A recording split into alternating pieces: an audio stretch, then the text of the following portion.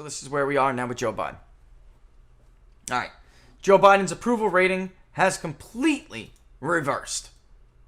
Part of this is coronavirus. A big part, I'd imagine. Because his drop, COVID, his approval was 56 or 58% last month. Now it is barely 52. So there's a huge element, COVID, there. But then also, I got this new chart I want to show you guys. There's a big element has to do with COVID, and then a secondary element has to do with coronavirus. With the economy. Why do I say that?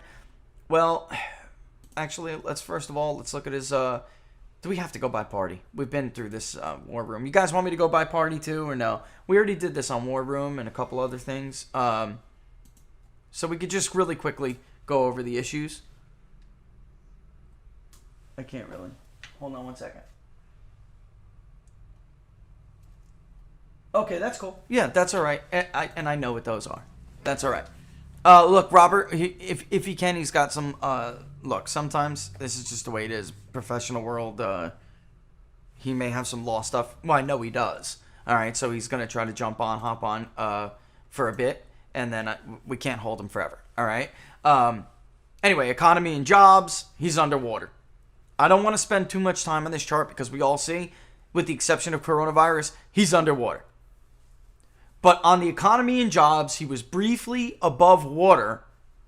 And when, what was it, a couple months ago when he was his overall was 56%? He was like +4 on the economy, if I remember correctly. Now we're back to underwater, even though people just got child tax credits deposited directly from the IRS into their checking accounts. Because people are dumb. They're not dumb. They're starting to think to themselves, okay, he didn't do this. He did not fulfill this promise on COVID. So we got rid of Donald Trump for what? At least the economy would have still been good. Yeah. That is what they're thinking right now. Make no mistake about it. They're like, maybe those mean tweets weren't so maybe those mean tweets weren't so damn bad after all, since at least I knew my wages were going to rise. Mm-hmm. And speaking of which, let's look at that. Overall registered voter economic confidence index, this cratered 10 points this month, folks. You can actually see that it actually did briefly tick up in the beginning of summer, because we saw, $7,000, upwards of $7,000 checks get put into people's bank accounts, right? But if we look at what makes up these indicators, and I want to go over this real briefly. We ask 5 sub-indicators, all right? Overall index is the average of the math done with those 5 sub-indicators, and I'm going to go over this briefly with you, all right? The 2, which are the dotted lines right there, red and blue, that is the current index, about current sentiment, and then a present situation index, and then the expectations index, which is the 6-month outlook. The expectations is the last 3 sub-indicators because they have to deal with forward-looking indicators. The first 2, which are current business conditions and current employment conditions, make up the present situation index. And I did the math on locals to show you guys, but you could always see that those look at the graphs on these line charts. You can always see the 6-month outlook was a little bit better. Every time we ask people, Americans want to feel good about the future. They try to hold out hope. And you can see in that first and second month that it was pretty significantly higher than the current expectations indexes. They were thinking, you know what? Things aren't good right now, but I think they're going to turn the corner, right? They're going to turn a corner. And I feel good about business conditions in the future. Or at least I feel better about them than I do now. I expect the employment situation will be better 6 months from now. I expect my total family income, wages and salaries, and other income components will be better than they are now.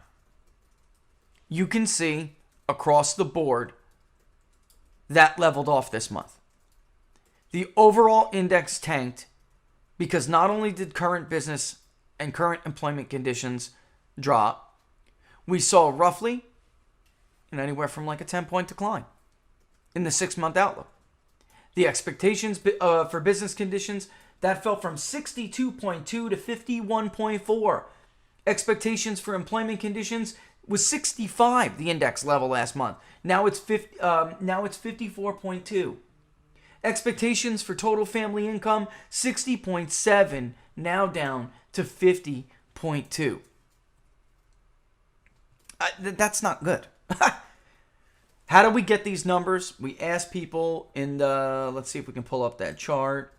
This way I can give you guys a brief idea how we do the math. Just take expectations for total family income. 31.7 gave us a positive reading this month. Another 31.5 gave us a negative. All right. You remember PEMDAS, right? Please excuse my dear Aunt Sally. So you deal with parentheses first.